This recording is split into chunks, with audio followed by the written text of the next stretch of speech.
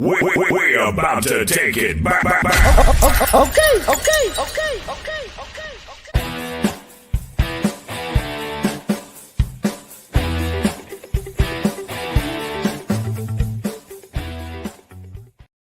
Yes, guys, we are back with a very special guest today on the Talkin Loud podcast. So I'm very, very, very happy to have him here. He actually goes by the same name as me. His name is Matt, but I'm gonna call him Matthew, so you guys know I'm Matt. He's Matthew, so we don't get confused. But he's also known as the name Sync Angel on Instagram. So you guys definitely check him out. He's doing a lot of great stuff over there. But welcome to the show, Matthew. How's it going, man?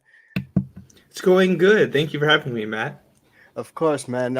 Man, it's a pleasure to have you. I've seen like you've got a lot of great stuff going on your IG. You're pumping out a lot of information for growers, and you're pretty much like a bug and pest specialist, man. And that's pretty rare out here these days. So I'm really glad that you reached out to me to come onto the show because I really want to dig into some of that today. A lot of beginner growers have issues with pests, bugs, and all that sort of stuff, and I think you can really shed some light for them. So thank you so much for jumping on, man.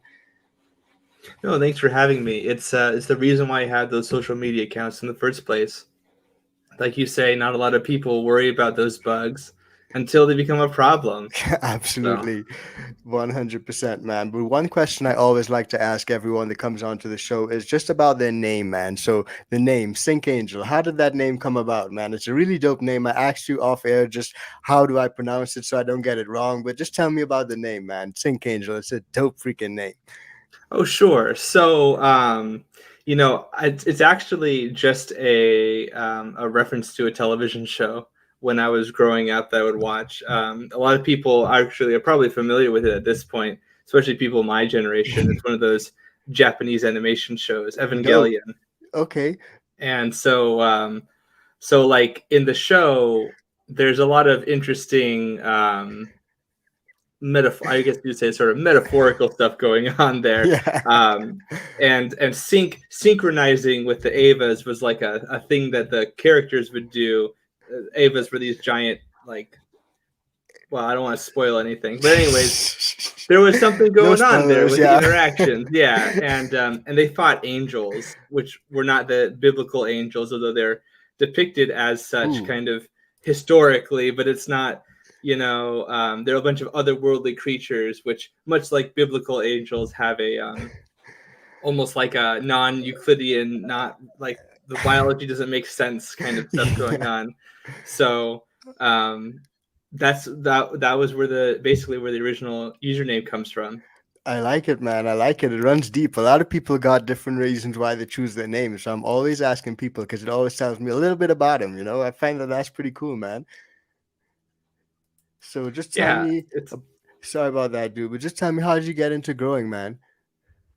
Well, I mean, I would say that as a young child, a lot of people on other podcasts have heard me say a similar sort of story. But basically, I'm big into hiking as a kid, outdoorsmanship. I'm an Eagle Scout. I was in the Boy Scouts. Nice. I went up Half Dome when I was like 13. Yeah. In Yosemite. I went, I've hiked many mountains, Whittier, Mount Whitney, Mount Everest. Not Mount Everest. I've not been up Mount Everest. That's a trek. That's a real, that is a real thing, bro. So you got like the full hiking stuff and stuff when you go up there, because safety is key when you're doing that, right?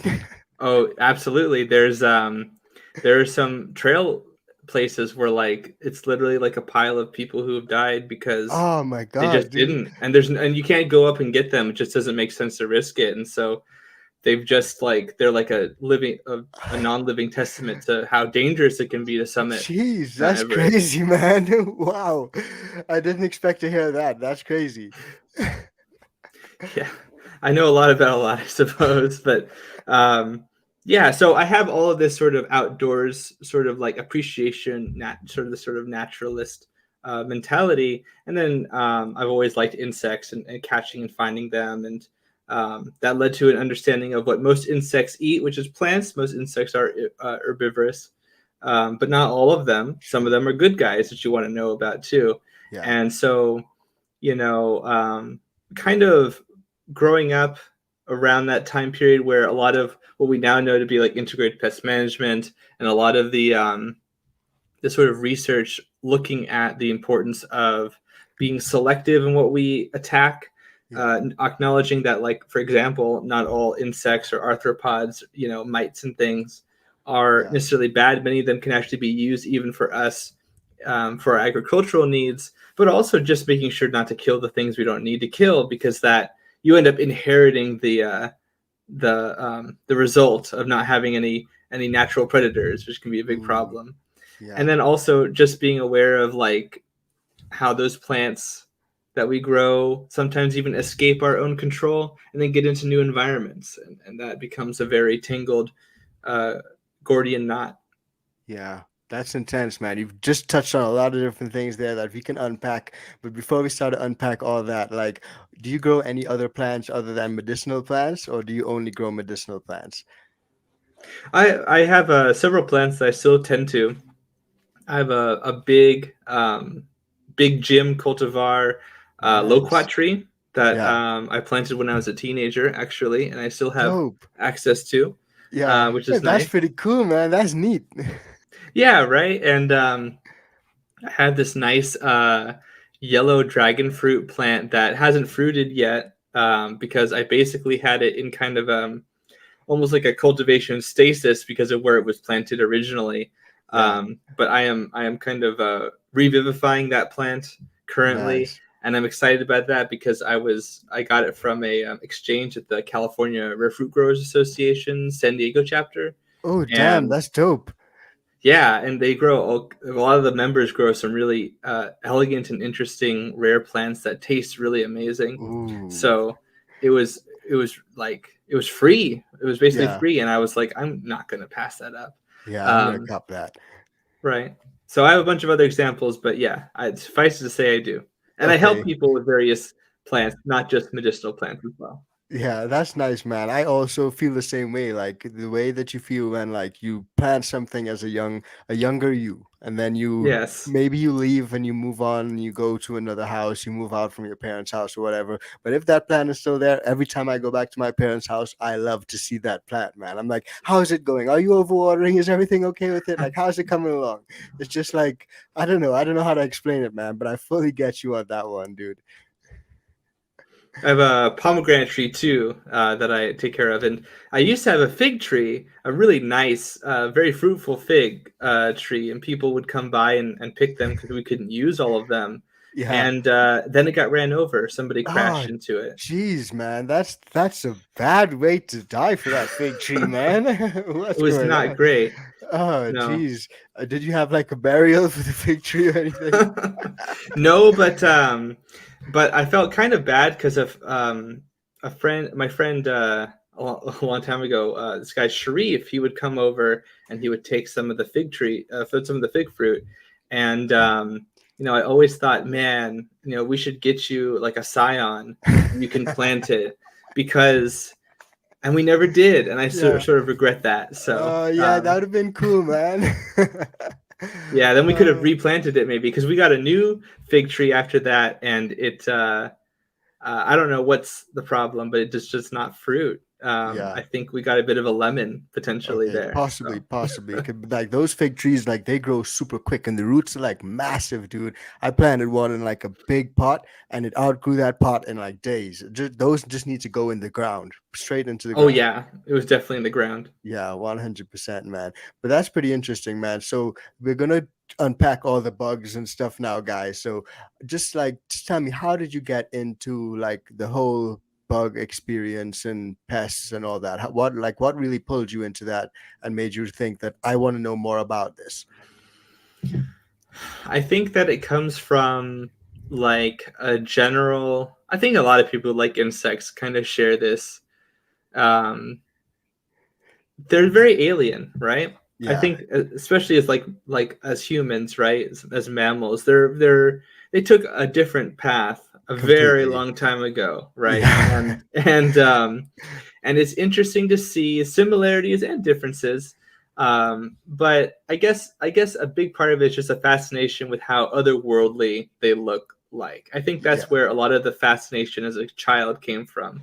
Yeah. And then, you know, and I think that's that's sort of the base. And then of course, so growing up, I've said this on other platforms as well, but I come from a military family, and for a long period of time, I thought that was where I was going to go as well. I didn't go that route for various reasons. I did entertain potentially maybe becoming like one of the military. I wanted to go in the U.S. Army originally, Yeah. and Nice. I was entertaining the idea of like medical entomology. Cool. And I've interacted with people in those disciplines, and I've learned a lot from them, and it's been very interesting to sort of collaborate there. But I Yeah. didn't end up doing that, and I Okay. decided to go with my original passion of sort of plants and agriculture, Yeah. and yeah, and so I took that discipline and focus, and I applied it to helping people with their crops. Nice, man. Well, first off, I just want to say I did notice that on your IG, like you did some training and stuff for the U.S.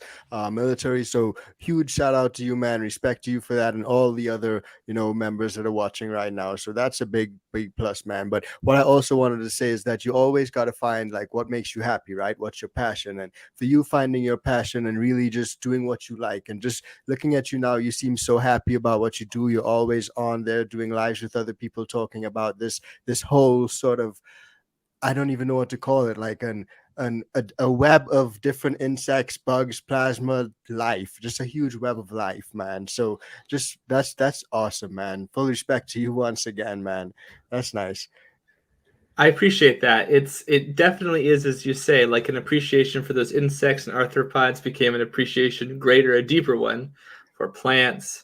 Obviously, that outdoors approach, Yeah. and then that came and fungi, of course, at the same time, and then like how do all these things work together? So I talk a lot about ecology too in my Yeah. work, because you got to understand, and more people are interested in that, the regenerative agriculture space, Yeah. organic agriculture in general. People want to It's know true. how it all fits together, and they want to not mess it all up, Yeah. possibly.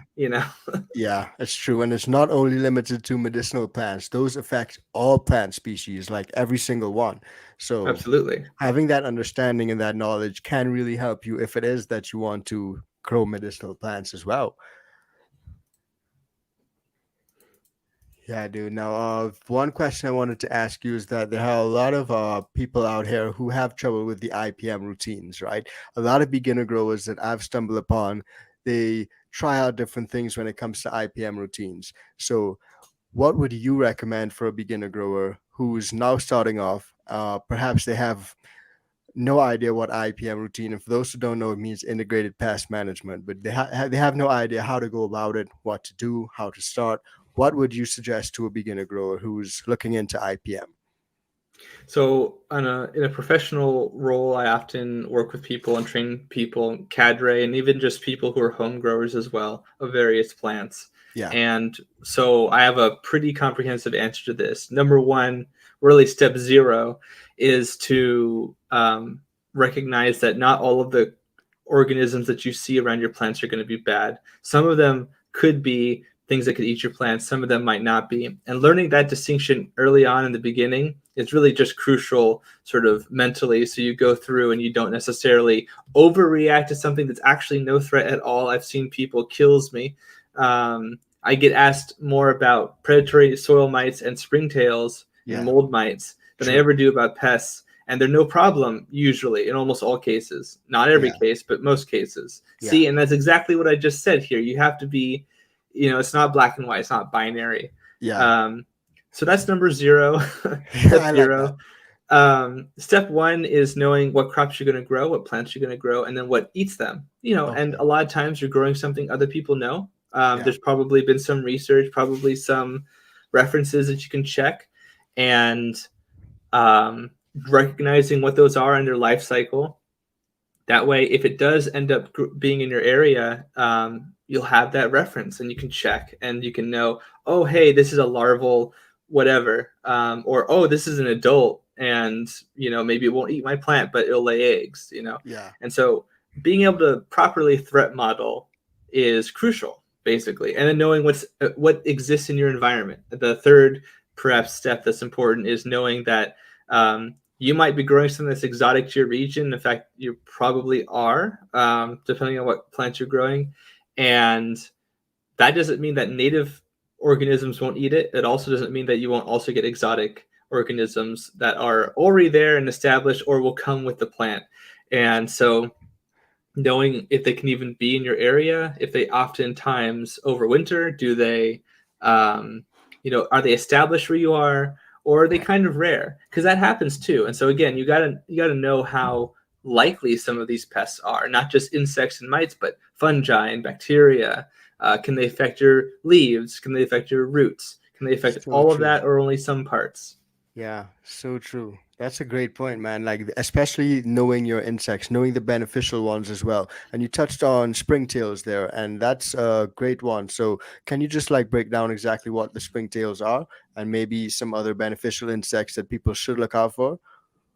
Absolutely. So I'll start off by saying that actually springtails aren't really insects. They are hexapods, just like insects. That means that they have they have 6 legs, right? So they Yeah, have 2 pairs of 3. nice. Um, I just got schooled. and but they're super closely related, Okay. right? So the collembola are closely related to insects. They represent kind of a primitive offshoot. They went one direction, and Yeah. insecta went a different direction. Jeez, man. You know so much about this stuff. Yeah, well, I make it a point because if you know why it's a problem, then it just answers a lot of questions for you. So That's true.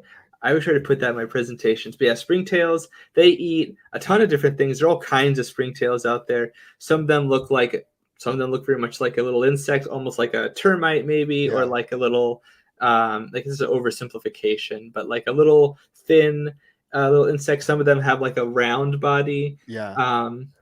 Some of them have there's just various different like classes Yeah. basically, different clades. And so that's another thing. Insects, especially, can look very different, and they have different life stages, right? So, like a butterfly looks very different from a caterpillar, but they're the same organism. It's So, true. yeah, so you have to know that too. You can't just be like, yeah, anyways. A lot of people know that, obviously, but some people don't know that. And there are other forms that people won't be familiar with sometimes. Yeah. Yeah. So what like do the springtails actually do? What makes them so good to have them? What makes them beneficial? Because I see them sometimes in my soil as well. And at first I was like, gotta kill them all. But then when I did some research, I was like, okay, those are your friends. We want to keep those around. Usually they're good because they eat decaying or dead organic matter, and they'll convert that and sort of bioturbate that, which basically is fancy word for taking the matter and then just kind of putting it into kind of like stirring a drink, making it Okay. turbid. There's different particulates in there, and you mix it all around. You do the same thing with soil medium too, Yeah. and various organisms will do that. Earthworms will do that, but see, they'll do it at different levels, and it's that sort of mixture that kind of makes the magic work, so to speak. Um, yeah, and it's important because it cycles the nutrients, right? It cycles the chemical constituents like different leaf litters and things like that. Yeah. But it is possible in some cases for springtails to exacerbate like a wound or something. Yes, that's a good example right there. Um, and in that case, or I've sometimes seen springtails in gargantuan numbers, like thousands of them, Yeah. which is very alarming to people who've never seen that, especially after they water. They're very hydrophobic, so like they will float on the surface, Yeah. and they'll be springing up. They're trying to be getting out of this really weird, awkward situation. Yeah. Sometimes I've actually seen like 10, 20 of them, and sometimes I can get a bit concerned. But Oh is yeah, 10, 20 of them a bad amount? Is that like how much is too much? I would say that even thousands can be no problem. The Okay. problem relies on sort of the context of your grow. So in some cases, and it's not always easy to predict why this happens, to be honest. So that's why I always try to be a little comprehensive. Um, so like I would say the worst situations that I have experienced personally with springtails being a problem is when you have supple young plant tissue Okay. So like seedlings, for example, Yeah. and if you have like a bunch of them, you don't have to have hundreds for them to cause a problem. But you see, they're kind of a lot of them at least. Some of them are predators, some of them are grazers, some of them eat fungi, some of them are Ooh. omnivorous. Yeah, they all got like different personalities, what they like to do, how they chill out. Right, exactly. So they will eat. So they're not like thinking, oh, this is a plant that somebody's growing. I'm gonna go mess with them. They're just literally trying to live life, and maybe they're not finding organic matter, and they're like, okay, I'll eat some of this plant. Yeah. But then like hundreds of them take a few bits of a few bites, and that becomes problematic. But if the plant's established, this is less of a problem in my experience. Okay, nice, nice. Well, that's pretty interesting, guys. So springtails are sometimes your friends, but there are also other beneficial insects that you may need to look out for. So what are some of the other beneficial insects that are quite common for growers at home? I feel like a lot of people find, I mentioned earlier, soil predatory mites. And I say soil predatory mite, but that itself is also important to note as a simplification because some of these mites might be omnivorous. So they Okay. might eat fungi and maybe they'll eat a little bit of plant matter. Maybe they'll eat pollen, Okay. but they won't eat foliage. But Okay. they're both plant matter, right? So, um, and then some of them will eat other arthropods, for example. Yeah. So basically you see these little mites running around your roots, and since a Yeah. lot of people, even if you're growing in different media, you're probably going to be dealing with a soil like media until you will probably interact with something like these, and they're ubiquitous in the environment.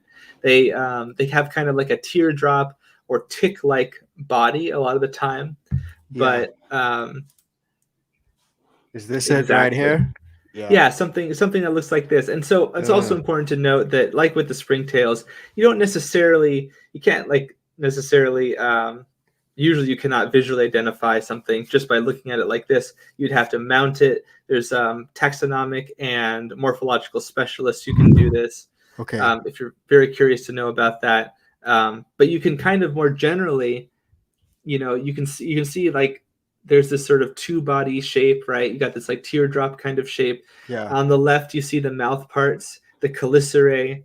You can't see them very well because they're obscured a bit, but that's like the head and mouth part of the body. And then you have this what's called the idiosoma, or like the body part Yeah. of the body. The big part. The big part. Big part, yeah.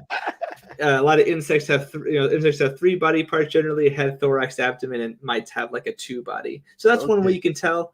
A lot of times people see those front two legs and they'll move around kind of Yeah. like antennae because they function kind of Ooh, like antennae, but they might interesting. think, oh, it's an insect, but it's not. So it does help if you can get a little capture and like a little hand lens, or Yeah. a dino light or some sort of like small camera that you can use to evaluate them. Yeah, That's and a really really see great what it investment. is. Yeah, Yes. pretty interesting, man. That's dope. You, like I said, man, you got all these scientific words down packed, like down to a science, man. I love it. I'm feeling good. Oh man. Now we spoke a little bit about the beneficial insects, and well, maybe insects may not be the right word, but the beneficial. What's the word that I should use, man?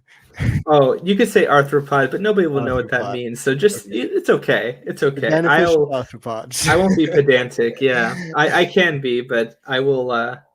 I'll be I, nice. I just want to. I'm just trying to get it right.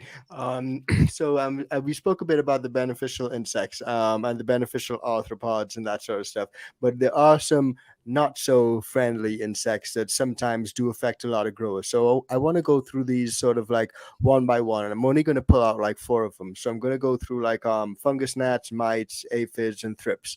Okay, because those are some of the main ones that a lot of people get. So let's start off with fungus gnats. A lot of people have issues with fungus gnats. Can you just tell us a little bit about fungus gnats, why they're attracted to medicinal plants, and how you can get rid of them? Yeah, absolutely. So there's a lot of sort of misconceptions about fungus gnats. I've heard people say things like fungus gnats will only exist or are a sign of like an anaerobic environment in the soil, for example. But this is actually not true. And I have pest primer videos on my YouTube channel, Zenthanol, for those who are curious. Hell yeah, I have definitely check it out. I'm gonna put links to all this stuff down below, so you guys need to give him a follow, subscribe, all that stuff. Trust me. I definitely have fungus gnats down pat, especially because they're so common. Yeah. And I wanted to make sure that the information I have is empirical. So all of my pest primer videos have empirical backing, or if I'm making a speculation, I say so, because that's really important. So this is a great example of a fungus gnat. There's different kinds of fungus gnats, but usually people are dealing with something in the Bordetsia genus. They're dealing with the dark-winged fungus gnats. Yeah. And as you can see, they kind of have this like a small head relative to the rest of their body, kind of a large thorax where they have the wing muscles that power their flight, and then this kind of like slender abdomen. Yeah. And their antennae are kind of made of very, very small segments, and they're kind of like a small, like thin line. Yeah. And that's a great way to tell them apart from other organisms like root aphids, which people often confuse them for, understandably, especially the winged ones. But the reason why they're attracted is because you probably have soil, and it probably gets wet sometimes, and that's what the fungus gnats like to deposit their eggs in.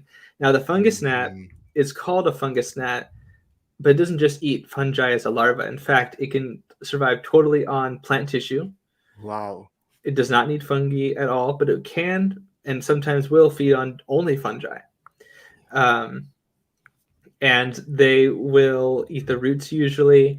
And they start off very, very small, but they get larger and larger. And the larvae are like these long, white, sort of worm-like creatures with a black head capsule. Yeah.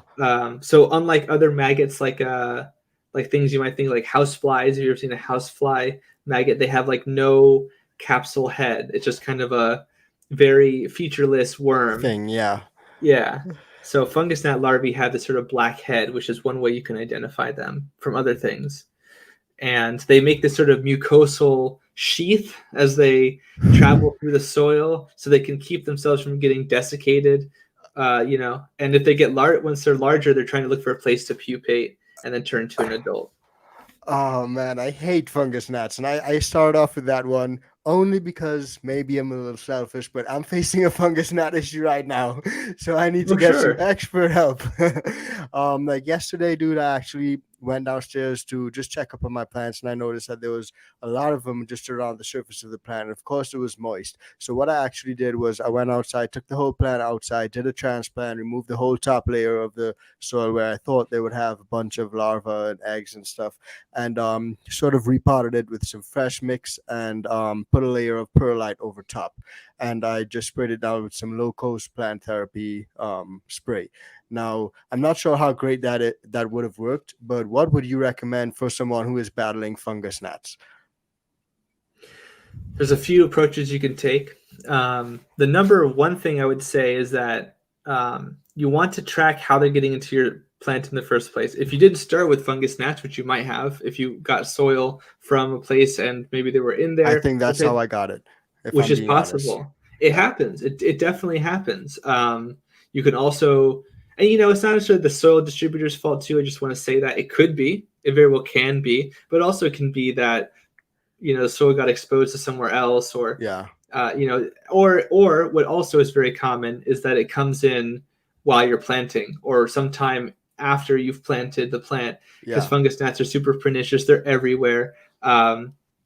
Most species are actually really important pollinators that don't eat your living plant tissue. Most of the thousands that exist, but these few species that are a problem, you have to worry about them.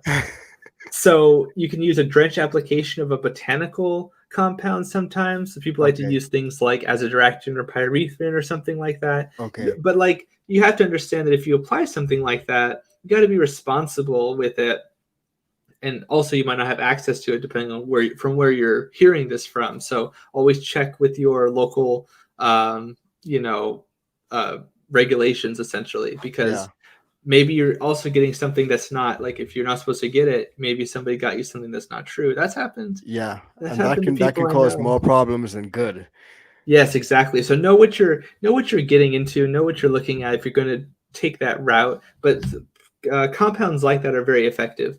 You can also use biocontrols. A lot of people like to use predatory mites, like the soil mites I was mentioning Yeah. before. Those can be very effective. Rove beetles can be very effective, not only in home grow situations but also commercial situations as well. But I find that biocontrols like those are most effective or most helpful if you've already established them and you're not dealing with a major outbreak. So sometimes you want to do a knockback first with some sort of compound, or like you were saying, you maybe want to like treat the soil in some other way. Some people have talked about, and I don't necessarily. I've seen some people. I've worked with people who have had this treatment where they put sand on the top of the soil Yeah. and sort of block the surface of the soil from oviposition. I've worked with people who swear by it, but I've also worked with people who do that and they still have fungus gnats. So Yeah. maybe there's something more complicated to that necessarily. What else do I want to say? Oh, I love to use Beauveria bassiana and Okay. Eiseria fumosoracea, which are two fungal pathogens of insects, which you can also apply like a chemical compound. And those are very effective too. And so that'll kill fungus gnats, but it might also kill other insects if you're dealing with multiple root pests at once, like root aphids, for example. Okay, I got you. I actually saw in somewhere recently that you can tell me if this is correct or not, but they say that you can use like 1 part hydrogen peroxide, 3 parts water, and do a root drench, and that supposedly will get rid of those larvae that are in the soil. But I think it'll also get rid of a lot of beneficial bugs as well. So is that something that actually works? You know, I've never done that myself, so I wouldn't be able to tell you Okay, directly. But I have a feeling that it might not be very effective. For example, because hydrogen peroxide is well, for one thing, it's very photoreactive, and is also just generally very reactive. So the problem that you come with an oxidation or an oxidative agent like that is that uh, it reacts with the first organic stuff basically that it makes contact with, okay, and then that reaction happens, which is the thing you want. That's the killing effect, and then but then it's inert. yeah, So I don't okay, know if that would work very effective, because it might be the case where if you apply that to the soil, like it gets a certain distance through, and then it's basically inert in water at that point, and yeah. then you don't get everything. So it might not be the most efficacious thing to do. Okay, I got you. That makes a lot of sense now that you broke it down that way. I didn't want to go and try it and got something worse going on with my plan, so I was like, let me just take a step back and figure some other options first. But let's move on to the spider mites. There are a lot of different types of mites, but it seems like the most common one for a lot of growers is spider mite. So let's just touch on that really quickly. Absolutely. If you had to just explain to a grower exactly what a spider mite is and why it's bad for your plant, how would you do that? So, two-spot spider mites are the most common spider mites that people deal with, especially with the medicinal plants that we're talking about. You can also sometimes get clover mites, which are a type of spider mite that doesn't make any silk, and Okay. those are sort of common in a lot of places. But I won't focus on them because their damage is a lot less significant usually. Two-spot spider mites. Um, Oh man, I've made so many presentations about them. They're really awesome to talk about because they're a great model for why pests are so effective. Because Yeah. basically, at the end of the day, what makes them so good at what they do is that they literally have most of their genetic, their entire genome, much of it is um, concerned with suppressing the immune system of the plant. So making your plant super healthy is all great and good, but then those mites get in there and they basically, as they're feeding on as you can see here, they're feeding on the top layer of the skin, basically the plant, essentially Yeah. the mesophyll, Ah. and they secrete enzymes into the cells that like neutralize the immune signaling and all that stuff, and so they can even depress locally, and then as they reproduce, more and more of them do this, and then pretty Jesus. quickly the plant is not doing so great in that area specifically, and Yeah. also to other parts of the plant. So they get Jeez. bigger and bigger and bigger, and they cause this stippling damage. These little, like kind of like circles, essentially little bite marks. Yeah. Essentially, they with their needle-like mouth parts, they suck out the cell contents and they leave it with nothing in there.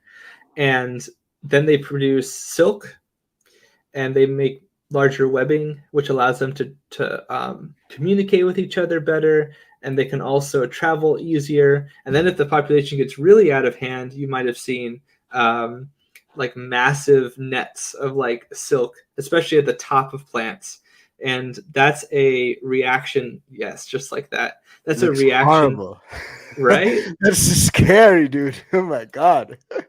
Yeah, and it can all be avoided by just simple scouting. I mean, maybe not totally avoided, but you can prevent this from happening if you find them first, way before this happens, and then because this takes like a couple of, like I've talked with people, and they've been like, "Oh, it just happened out of nowhere." It did not happen out of nowhere. Yeah, sure.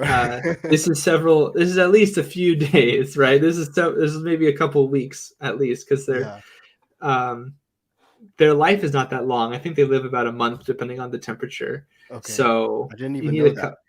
You need a couple of generations usually for this to happen, and then so someone's that's how that telling happens. You the truth. That's not. You did not just see that yesterday.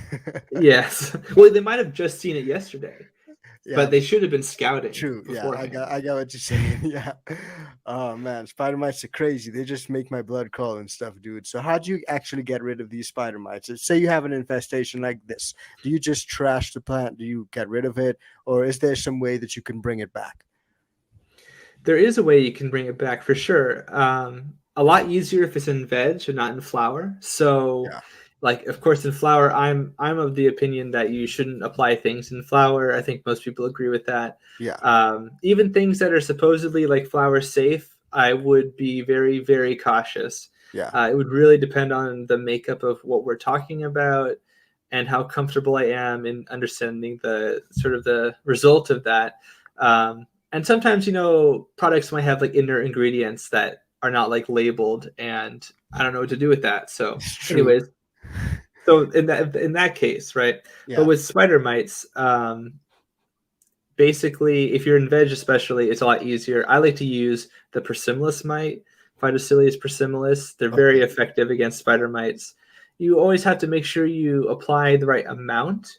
I find that like for really heavy populations, which I would define as like maybe greater than 10 per like leaf on a plant, and if you like take a sample of like 5 or 10 leaves and all of them have quite a bit of spider mites, and that's pretty heavy. Yeah, that's heavy. So I find that an application rate of like maybe 200 to 300 per square meter. Whether you're growing a smaller amount or even at a commercial scale, I find that works pretty well as like a baseline. But like some environments you need to use more, and some environments you can get away with less, especially if you get them before they get to this level. Yeah, because this is an intense level, dude. But like honestly, I've seen some really nightmarish pictures of people with bad spider mite infestation. So I know that that's one that a lot of growers are afraid of, and we needed to touch on. But if I were to move on, I just wanted to move on to the aphids, because that's another one that a lot of growers get, especially growers in like humid climates, growers that are growing outdoors. That's one that I personally myself had battled with a lot when I was growing outdoors. So let me just try to pull up an aphid up on screen right now. But can you just break down exactly what the aphids are and why they're so bad for plants? Like, how do these little creatures attack your plants? Because from what I recall, I think that they actually like suck like nutrients and stuff from the plants under the leaves. I'm not sure. I could be wrong, but is that what they do? That's basically what they do. Okay. My memory doesn't fail me then. No, definitely not. Yeah. So I'll just start. Yeah. So aphids. So this is a great picture because it shows you one of the archetypical qualities, which is that aphids are basically born pregnant. So starting off with that, dude. Yeah. What? Jesus Christ. Oh, that's intense, man. In fact, they're born pregnant, and I guess the correct phrase would be like the fetus of the plant or the insect rather. That sort of like very developing part of the insect is itself also it's got that like twinkle in its eye already. So that's crazy, man. Yeah, it's a kaleidoscope. Yeah. Or telescope, I should say. Telescoping generations. But it's crazy like a kaleidoscope. Yeah. So starting off with just that context, you know that these aphids are here to reproduce quickly, and most aphid populations that you'll encounter don't even need the males. They just parthenogenically reproduce like a Damn. clone machine. Effectively, functionally, they are essentially clones of their mother, Yeah. Wow. and they're kind of like a colony organism in that way. So a lot of their adaptations are centered around survivability. So even if like 90% of the population is destroyed, if they can like if some of them secrete, you'll see they have this like structure on the abdomen. Those are called siphuncules or cornicles. Those little two, what people often affectionately call tailpipes at the Okay. end, Yeah. and those oftentimes secrete defense compounds, or sometimes they're alarm compounds that tell the other ones to drop off the plant because I'm being eaten, and then Yeah. they can survive that way. Um, Maybe they have like a glue and adhesive. I recently narrated on the Future Canvas project a video where we were looking at a lady beetle larva who was eating an aphid, but it was getting some secretion on its face. And so Wow. what happens is that it starts off like liquid, but it's like gummy, and Yeah. then it hardens, and then it might make the mandibles not function, and then it starves to death. So one aphid Wow. dies, but the rest of the colony survives. Yeah. Dude. So Wow. yeah, so that's just like that. Those are some cool, fun facts. So aphids, the big thing that makes them so difficult is that they also are really good at suppressing the immune system of the plant. They feed on the phloem, so that's like the almost like the blood, you could say, of the plant, right? Okay. So the plant photosynthesizes, it makes sugars, photosynthate.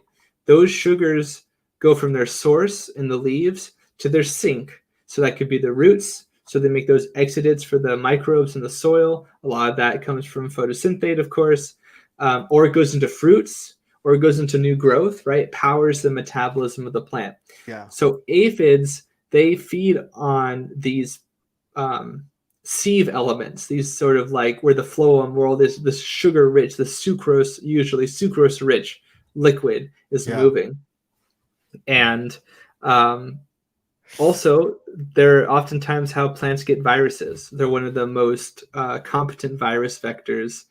Not a Wow. lot of them. There's still research for medicinal plants, but Yeah. they are probably, in some estimates, they're over 50% of the reason of the vectors for plant viruses. Wow. That's It's interesting. So are they like mosquitoes in that sense? They just carry like in fact virus and bacteria from plant to plant. So if it's on one plant, it can infect another plant.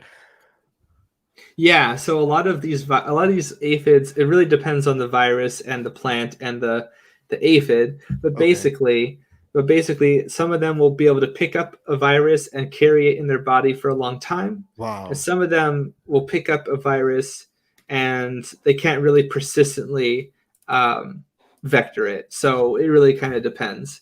Um, so yeah, so aphids are really a problem for that reason alone, and they reproduce very quickly, and they feed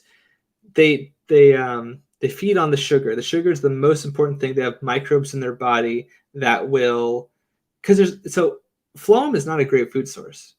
It's mostly sugar, a little bit of amino acids, a little bit of minerals and vitamins and things like that. But generally, the aphids rely on their microbes in their body to take that sugar and Yeah. then make other amino acids and things so they can survive. So they rely heavily on this sort of mutualistic relationship with microbes, just like we do with the microbes in our gut. But Mm. they have a bunch of enzymes in their body that breaks down sugars and also proteins when they come into contact with them. Sometimes they're defense compounds that they come into contact, they detoxify, they process it, and then they shoot the sugar out. A lot of their waste is very sugary, and so you get things like ants that come in and Ooh. will take advantage of that. They'll Yeah. feed on the sugar secretions, and then they'll different ants, not all ants, but some ants have a very sophisticated relationship where they are very heavily attentive and they guard the aphids. Yeah. and other ants They're like will. bodyguards for the aphids. You're Oh giving me yeah, sugars, and I'm gonna protect you. it's such a scarce resource for them, and it's so Yeah. easy to get that. Yeah, absolutely. And then others will be like less. It's like a looser relationship. They're like they'll feed on the sugar, and they might like attack something if they're in their proximity, but they're not like guarding with a lot of intent, if that makes sense. Yeah. So So if I were to ask you, how do I get rid of a infestation? Like what's the best way to go about it? Like should I just get a bunch of ladybugs in there, predator insects? Like what should I do? I would say that a lot of times, so like especially for the medicinal plants we talk about, you get like the rice root aphid, for example. That's a big one that people deal with. And that Okay. one is hard because it will feed on the roots, and it's very hard to get to them with any real biocontrol, actually, except for like maybe Beauveria bassiana, that fungus I mentioned before. So you Okay. might apply like a botanical insecticidal agent, and then you might apply a fungal pathogen at the same time or separately, one after the other. Yeah. That would be useful for that. But then eventually they crawl into the foliage, and you can use the same combination there. Of course, understanding the results and the consequences of that kind of treatment. You can also use biocontrols like I'm a big fan of lacewing larvae. You can also attract things like hoverfly larvae, which are flies, Okay. and the larvae look like little maggots, but they're kind of colorful. They kind of look like caterpillars, and so people sometimes kill them on accident, not knowing that they're going to eat all your aphids. Yeah. But They're um, actually good in that sense, I guess. oh yeah, and then the hoverflies are pollinators, which is nice. But um, yeah, so that's just another advantage of knowing what can be in your environment. So hoverfly larvae are good. Lacewing larvae are great. You can get those commercially often. Green lacewing larvae. Um, Lady beetles people like to use, but you should be careful. And I always tell this to people, so I'm going to tell it to you here. Yeah. Um, if you can, be very cautious about the lady beetles you get. Um, Ostensibly, there are good places to get certain species that might not be exotic to your location. The harlequin lady beetle, Harmonia axyridis, is a huge problem because it eats other lady beetles that are native to your location, which is not great. It can transfer, rarely, but it can transfer pathogens to other lady beetles, and it can even bite humans, which is Ooh, not damn. great. Yeah, Yeah, that's not fun. and it exudes this sort of staining yellow liquid when it's Okay. threatened as well. So anyway, so be careful. Don't get the Harlequin lady beetle.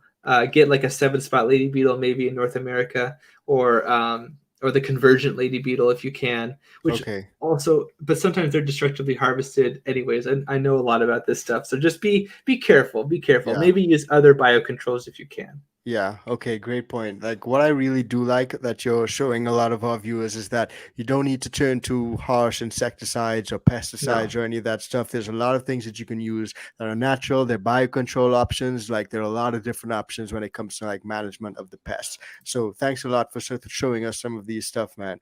But if we were just to move on to thrips quickly, thrips is the last one that a lot of growers I think a lot of beginner growers especially run upon, especially a lot of outdoor growers. I myself had ran into that one. So what are the thrips and how can you like deal with them as they're just really destructive sometimes?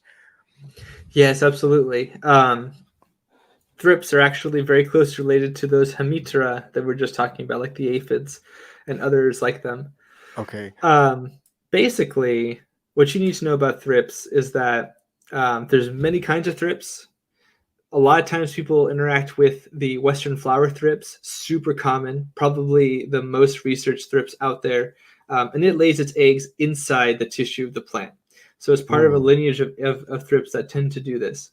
And so that's a problem because even if you're super fastidious and you're looking at all your cuttings before you put them in your crop, or you transfer or you put them in quarantine, that's why quarantine is so important yeah.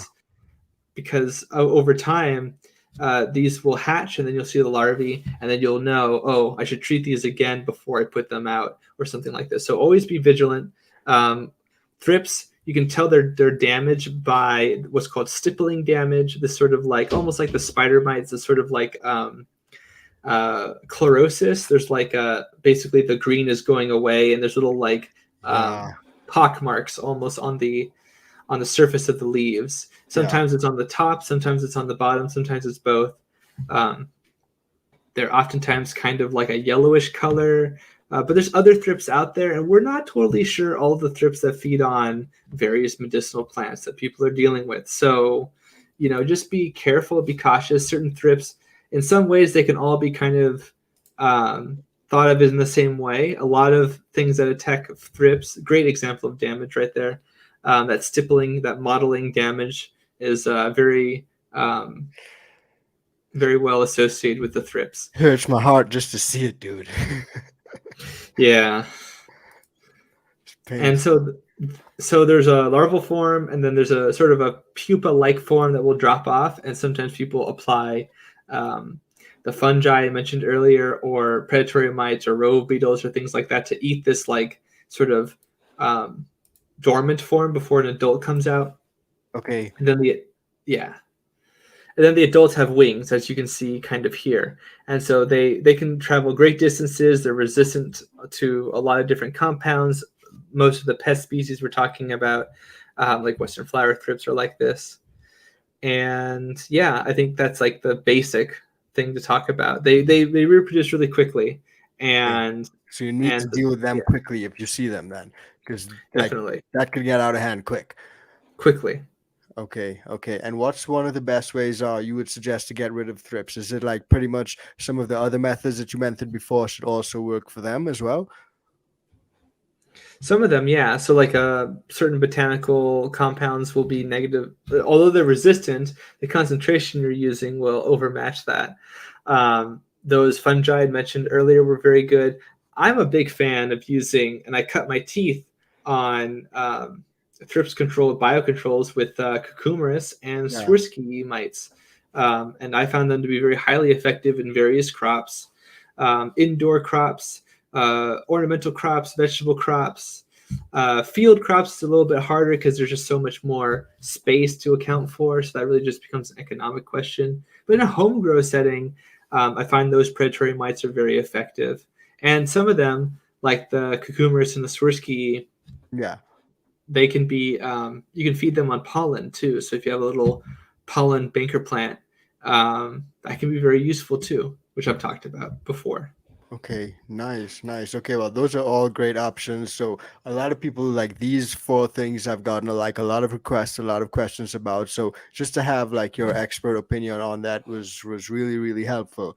So thank you so much for that. Now, I just wanted to ask you something a little bit differently. Now, DE or diatomaceous earth is something that a lot of growers use as a pest prevention, pest management sort of thing. Some people are not too fond of it because it can affect good insects and good pests as well.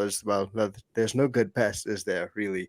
Good bugs as well as the bad bugs, so but I saw that people say it works on like fungus gnats and stuff like that, but I've just seen them fungus gnats walking all over DE when I put it down.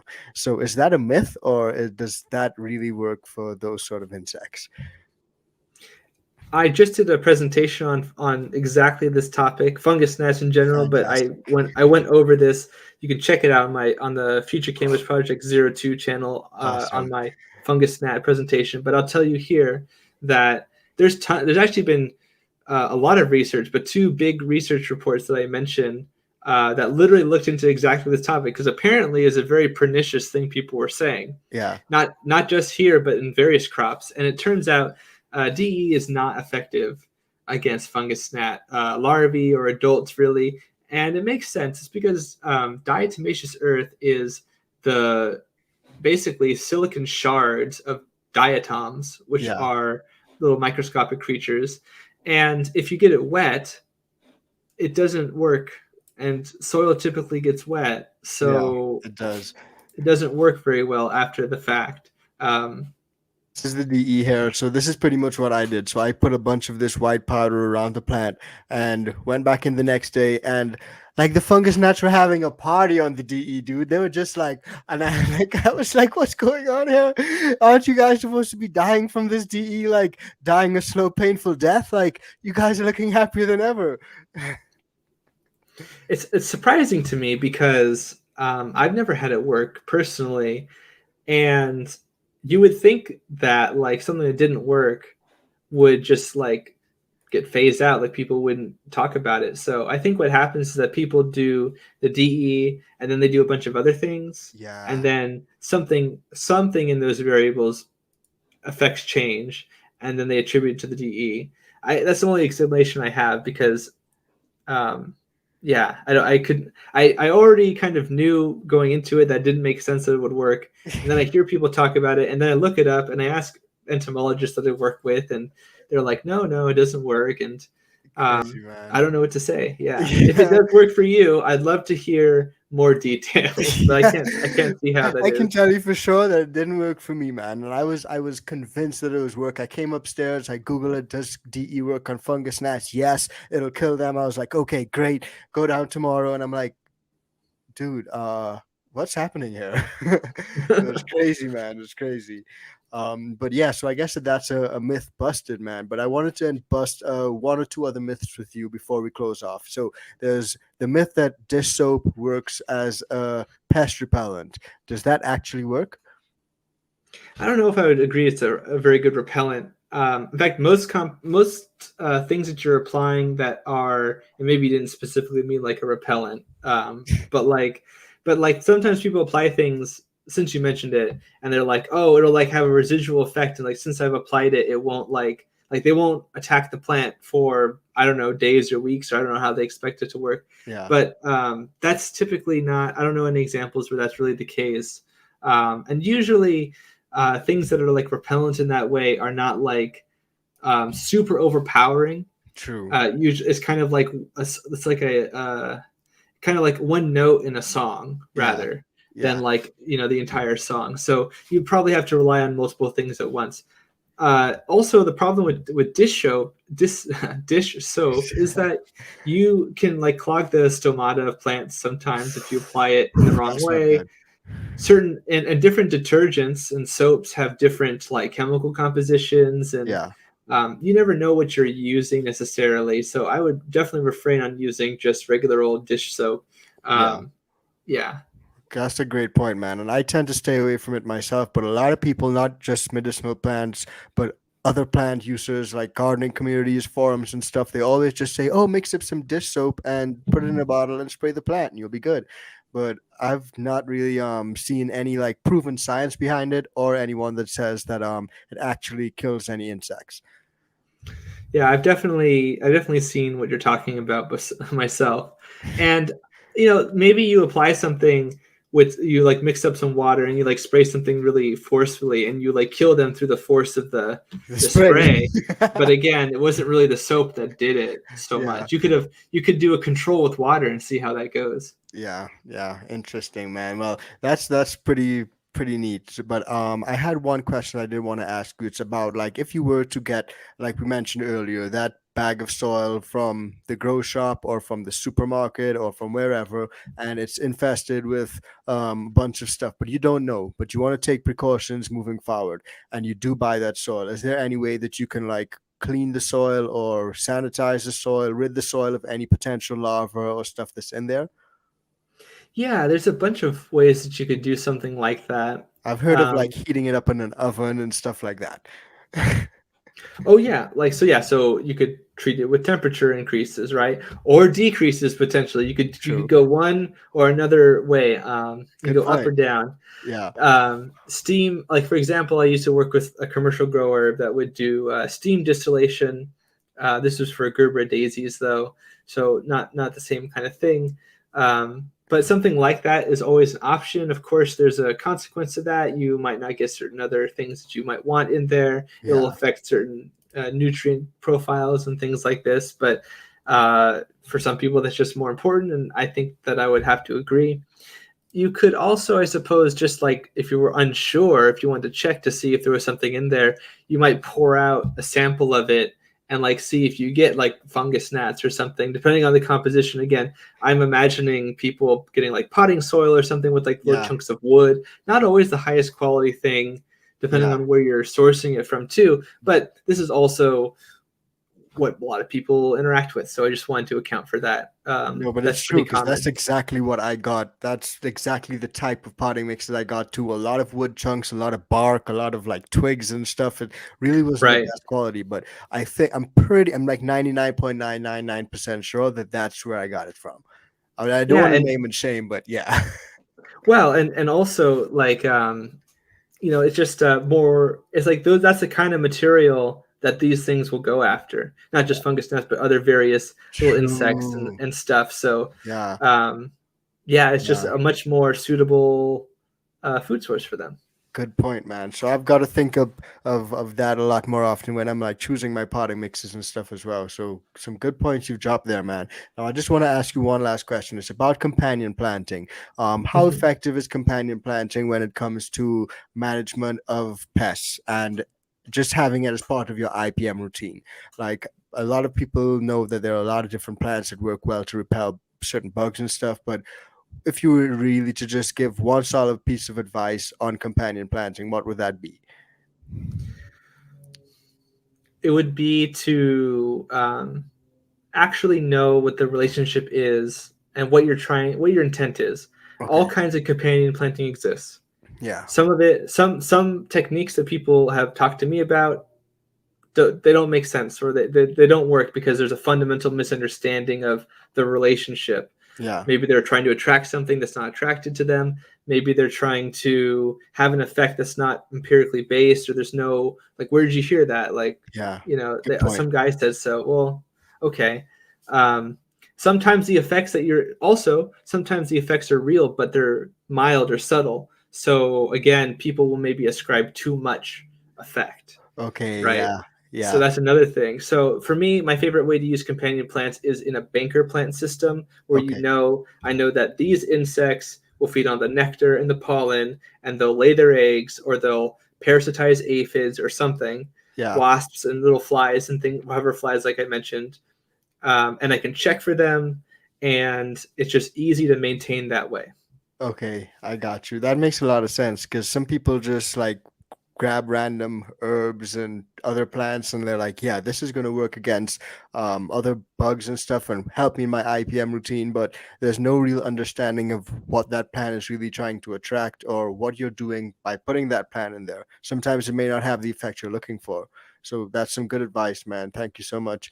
Now, do you have any recommend plants that you do suggest when it comes to companion planting? I do. I have a video that goes over using pepper banker plants Okay. for predatory mites in particular. They were, in fact, it was a research report that was looking at using these Dope. explosive ember pepper plants in Yeah. particular. And the mites will feed on the pollen and they'll reproduce. And in fact, the mites actually were more fecund. They reproduced more Yeah. on a pure pollen diet than they did on a mixed diet of pollen and prey, even, or just a prey diet. Shit. And that's because the females didn't have to expend a lot of energy to get their protein that they needed. So Mind blown. they could just sit down, eat the pollen, make a bunch of eggs, eat more pollen, make a bunch of eggs, We and don't that's gotta go great. anywhere. Don't got to go anywhere. It's awesome. So, and Crazy.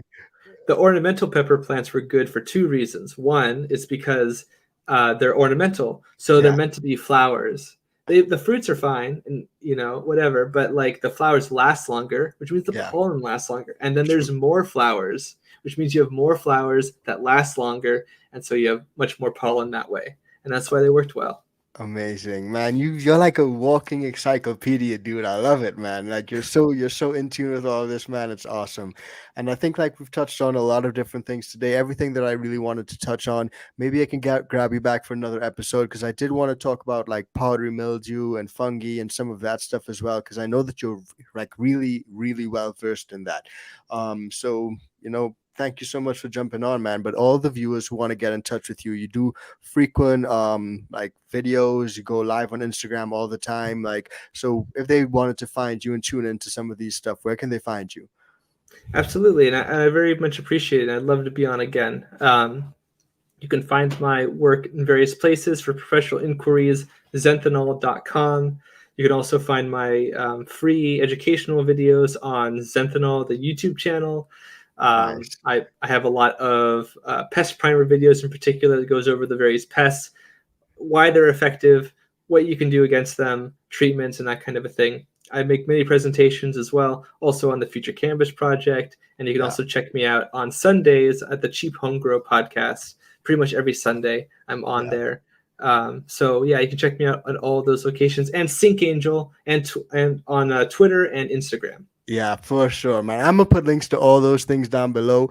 Huge shout out to you, Matthew. Like, thank you so much for coming on. Huge shout out to all that you're doing, man. Like I said, full respect, man, because what you're doing is really, really specialized and really helps so many people just to get a better understanding of how they can protect their favorite plants. So thank you so much, man. Happy to help. Of course, man. So I'm gonna stay in touch with you, and I'm gonna try to sync back up, and we can always have you back on for another episode. So if you guys want to see another episode, drop it in the comments below, and we'll have Matthew back on. So thank you so much, man, and I'm gonna see you. Excellent. Look forward to it. Peace, fam.